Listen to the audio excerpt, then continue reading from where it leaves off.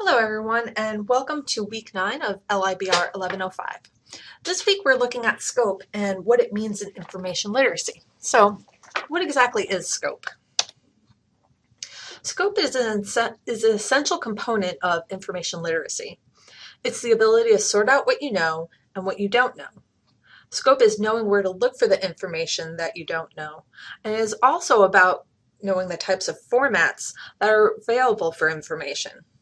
For example, often we find that older information isn't online. So what happens when you need resources that are going to contain older information that just isn't available? Scope is knowing that you could check the CSU archives or the print collection to help you find the specific piece of information that you're looking for.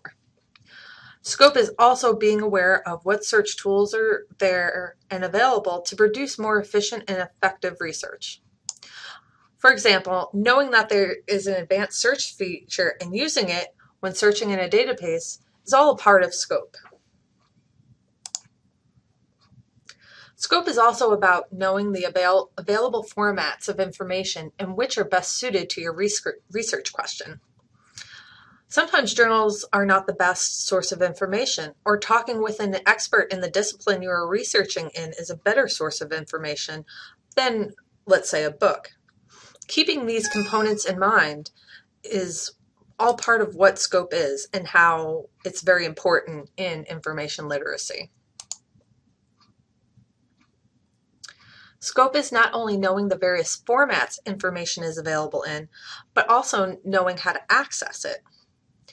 Not all journals are available electronically, or CSU libraries may not have a license to access it. So what happens then? You could ask yourself, is it available on an open access site?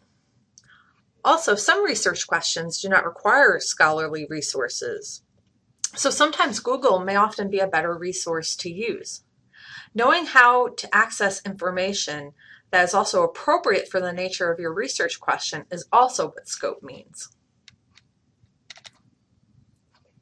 Scope is also knowing whether or not searching the library catalog is the best way to find information.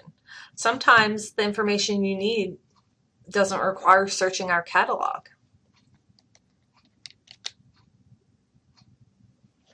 Scope is also the process of looking for what is missing from your research and how to fill those gaps with the information that you gather. This is a continual part of research. Each piece of information you look at should be examined with scope in mind to determine if it's a good source for your paper.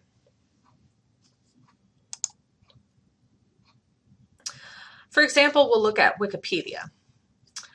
It is a great source if you're looking for references, for example. If you're looking at an article from Wikipedia and think it contains some great information for your research question, scroll down to the references the author used and look to find access to those. Get the information directly from the source, not from the author who may have taken the facts from that resource out of context. Also, if you're having trouble finding sources for your topic, looking at the references used in a Wikipedia article can be really helpful and a great way to start your research.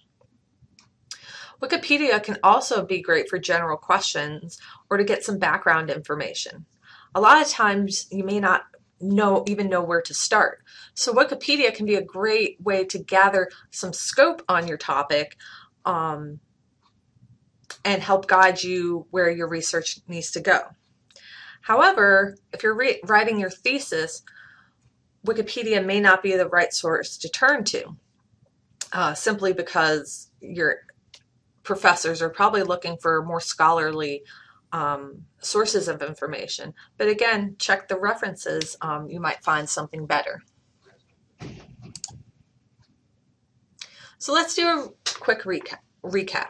Scope in research is the ability to identify and recognize what information best suits your needs, understanding how information is gathered and published, using services and resources that are available, continually keeping these ideas in mind, and recognizing that it is an important component in information literacy. And one quick thing I'd also like to mention about the continual process of scope is that it is looking at as resource and asking questions about how it fits. If it passes your scope test, then gather the source and further evaluate it. If not, move on to another source. Continually looking at the scope of information resources will help make your research much more efficient because it prevents you as the researcher from reviewing sources of information that will most not likely fit your project's needs.